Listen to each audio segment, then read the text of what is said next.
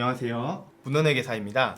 지난 영상 중에 국내 상장된 미국 ETF 매수하기 영상을 설명드렸는데, 그럼 미국에 상장된 미국 ETF와 국내에 상장된 미국 ETF 중 어떤 것을 사는 게 효율적인지에 대한 질문이 있었어요. 이 질문은 예전에 저도 궁금했던 적이 있는 질문이라 다른 시청자분들도 많이 궁금할 것이라 생각해서 설명을 드릴게요. 결론을 먼저 말하자면 본인의 현재 소득 상황에 따라서 유리한지 불리한지 정도도 달라지고요. 일반적으로 이 세액공제 한도인 연 700만 원까지는 연금 계좌와 IRP 계좌에 납입하다는 것이 유리하다는 거예요. 연금을 수령할 때 근로자 부담금, 운용수익, 종합소득금액 이런 여러가지 경우에 따라서 과세 방법이나 금액은 수도 없이 달라질 수 있어요. 해당 두 상품의 차이를 55세 이전에 받는지 55세 이후에 받는지, 그리고 소득은 얼마인지에 따라 여러 케이스로 나누어서 설명을 드려볼 건데요. 요즘 핫한 나스닥 100 ETF를 예시로 설명을 드리겠습니다. 보시면 타이거 나스닥 100 ETF는 국내에 상장된 미국 ETF고요. QQQ는 미국에 상장된 미국 ETF입니다. 첫 번째, 55세 이전 연금의 형태로 수령하지 않고 55세 이전에 회수하는 경우를 비교해 보겠습니다. 해외 시장에서 QQQ를 사기 위해서는 거래 비용인 환전 비용, 거래 수수료, 매도세가 더 들어가는데요. 총보수는 오히려 해외가 더 낮아요. 하지만 이런 차이는 이제 유의적으로 크지는 않기 때문에 주된 차이는 세금에서 발생을 하거든요. 배당이 발생하는 경우에는 둘 다 15.4%를 내기 때문에 차이는 없는데요. 매매 차익이 발생하는 경우에 둘 간의 차이가 발생하게 돼요. 국내에 상장된 미국 ETF 타이거 나스닥 100의 경우에는 종합소득세를 납부하게 돼요. 매매 차익이 2천만 원 이하인 경우에는 15.4%로 세금을 내고요. 2천만 원을 초과하는 경우에는 매매 차익의 6.6%부터 46.2%까지 본인의 소득 금액에 따라 금융소득 종합과세하게 됩니다. 참고로 소득 금액에 따른 종합소득세율은 다음과 같은데요. 지방세를 제외한 세율이어서 실종합소득세 부담은 여기에 1.1을 곱한 6.6%에서 46.2%가 되겠습니다. 이 종합소득 과세 표준이란 것은 이 연봉을 말하는 것은 아니고요. 연봉인 총급여에서 종 소득공제를 차감한 그 이후의 금액입니다. 자, 반대로 미국에 상장된 미국 ETF QQQ의 경우에는 종합소득세가 아닌 양도소득세를 납부하게 되는데요. 언뜻 보면은 이 15.4%가 무조건 좋아 보이지만 이 QQQ 같은 경우에는 2천만 원이 넘더라도 무조건 22%만 내고 250만 원까지는 비과세 됩니다. 그렇기 때문에 경우에 따라서 한국 시장이 유리할 수도 있고 미국 시장이 유리할 수도 있습니다. 세율이 얼마인지 그리고 이 매매 차익이 얼마인지에 따라서 QQQ가 유리하냐 불리하냐가 전부 다릅니다. 이 표로 요약을 제가 해보았는데요. 이 나스닥 100을 매도할 경우에 일반 계좌에서는 즉시 15.4%를 원천 징수하고, 그리고 연금 계좌라는 게 있어요. 여기에서는 즉시 원천 징수하지 않기 때문에 연금 수령 시에 나중에 원천 징수하기 때문에 연금 계좌가 아닌 일반 계좌를 가정을 하고 설명을 드리고, 또한 국내에 상장된 ETF의 경우에 매매 차익 그리고 과표 기준가 증분액 중 적은 금액의 15.4%를 납부하게 되는데, 이 둘 간의 비교를 간단하게 하기 위해서 이 두 개는 동일하다고 가정하겠습니다. 자, 그러면 이 각 케이스별로 수식을 통해 정리를 해볼게요. 자, 매매 차익이 2천만 원 미만인 경우 QQQ의 세금이 더 낮기 위한 조건, 거래 비용이나 이 총 보수가 같다는 가정 하에 이 식을 볼까요? 한국 시장에서는 15.4%를 떼요. 이 X가 매매 차익이라고 봤을 때 한국 시장에서는 이 매매 차익의 15.4%만큼 세금을 내고요. 미국 시장에서는 250만 원까지는 비과세고 초과분에 대해서만 22%를 냈을 때 이 매매 차익이 833만 3,333원보다 적을 때 QQQ가 유리하고요. 833만 3,333원부터 2천만 원까지인 경우에는 타이거 나스닥 100이 유리해요. 하지만 금융소득 종합과세 되는 매매 차익 2천만 원 초과되는 경우에는 종합소득 금액이 얼마인지에 따라 달라집니다. 케이스별로 보여드릴게요. 16.5%의 세율을 적용받는 소득금액 1,200만 원 초과 4,600만 원 이하인 경우에는 매매 차익이 2천만 원 초과부터 QQQ가 분리해요. 이 조건이 매매 차익이 2천만 원 이상인 경우인데 X가 600만 원보다 더 낮아지는 가정 균형을 깨버리는 거잖아요. 16.5% 세율 구간에서는 어떤 경우든지 QQQ가 불리하게 되고요. 26.4%의 세율을 적용받는 소득금액 4,600만원 초과 8,800만원 이하인 구간에서는 매매 차익이 2천만원 초과 3,700만원 이하인 경우에는 타이거 나스닥 100이 유리하고요. 매매 차익이 3,750만원 초과하는 경우에는 QQQ가 유리합니다. 이런 식으로 쭉 식을 나열해보면 38.5% 세율을 적용받는 소득금액 8,800만원 초과 1억 5천만원 이하인 경우에는 매매 차익이 2,466만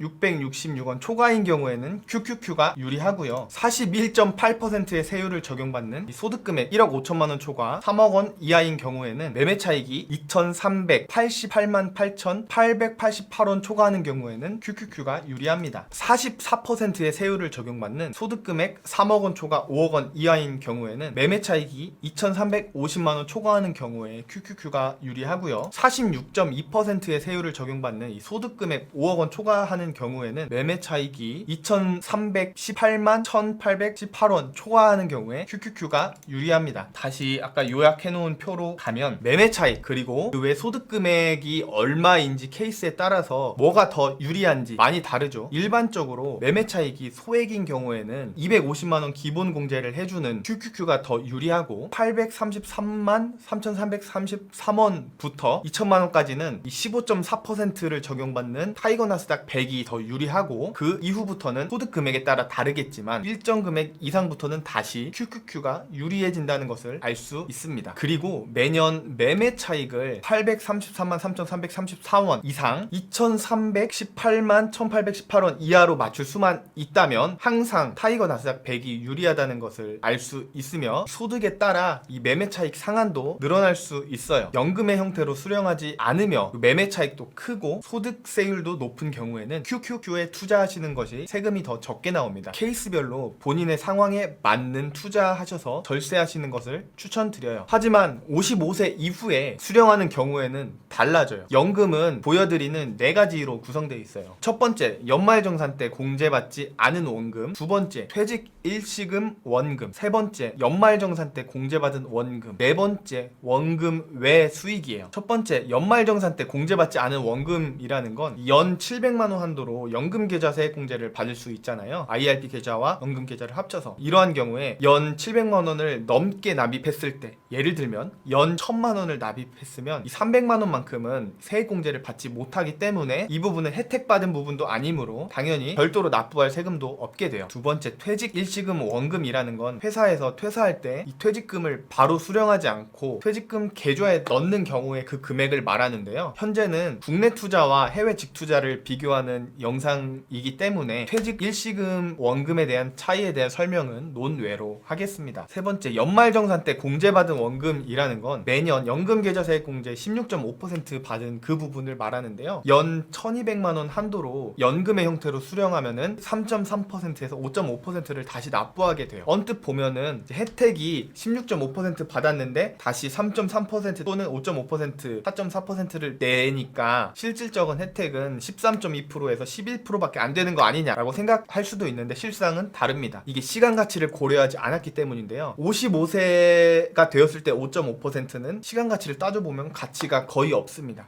55세에 5.5%를 납부해도 이 둘 간의 차이인 11%보다 훨씬 이득인 거예요. 16.5%에 가까운 이익이 온전히 돌아온다고 보셔도 되겠습니다. 그러니 연금 계좌 세액공제 한도까지는 반드시 받으셔야겠죠. 연금의 형태로 수령하지 않고 연금 외 수령하는 경우에는 이 수령액의 16.5%를 납부하게 됩니다. 16.5%를 혜택 받았다가 다시 토해내는 거 아니냐? 아닙니다. 현재 가치를 할인하면은 55세의 16.5%는 현재 16.5%보다 훨씬 더 작은 가치가 될 것이므로 연금의 형태로 무조건 연금 계좌 세액공제 받으세요. 그리고 네 번째, 원금의 수익. 이 부분이 저희가 비교하려는 가장 큰 부분인데요. QQQ에 투자하면 250만원 기본 공제한 다음에 22% 세율을 적용을 하고요. 연금 수령 시에는 연 1200만원까지는 3.3에서 5.5% 세율, 그리고 연 1200만원 초과 시에는 원래 있는 기본 소득에 연금 소득까지 합산해서 6.6에서 46.2% 세율을 적용을 합니다. 그렇기 때문에 연금 수령이 무조건 유리한 것이 아니므로 본인의 세율이 높다면 있다면 연금의 수령의 방법도 고려해 봐야 할 것입니다. 따라서 이 연금 수령액이 연 1,200만 원을 넘지 않는 경우에는 연금 수령으로, 연금 수령액이 1,200만 원을 초과하는 경우로서 본인의 소득 금액이 4,600만 원을 초과해서 26.4% 이상의 세율을 적용받는 경우에는 연금 외수령으로 16.5%를 기타 소득 분리 과세로 납부하는 게 22% 세율인 QQQ보다 유리할 것입니다. 결론을 말씀드리면 연금 계좌에 납입하는 것은 무조건 추천합니다. 무조건 하셔야 되고요. 연금으로 수령하지 않더라도 연 세액공제 한도인 700만 원을 초과한 연 납입 가능 한도인 1,800만 원까지 연금 계좌랑 IRP 계좌에 1,500만 원, 300만 원씩 납입하는 것이 유리하고요. 다른 소득이 많은 경우에는 QQQ에, 다른 소득이 적은 경우에는 타이거 나스닥 100에 투자하시는 것이 유리하겠습니다. 경우의 수가 워낙 많아서 정리하는데 시간이 많이 걸리실 건데요. 본인의 케이스에 맞는 투자 방법을 선택하시되 연금 계좌 세액공제는 어떠한 경우든지 받으시길 바랍니다. 감사합니다.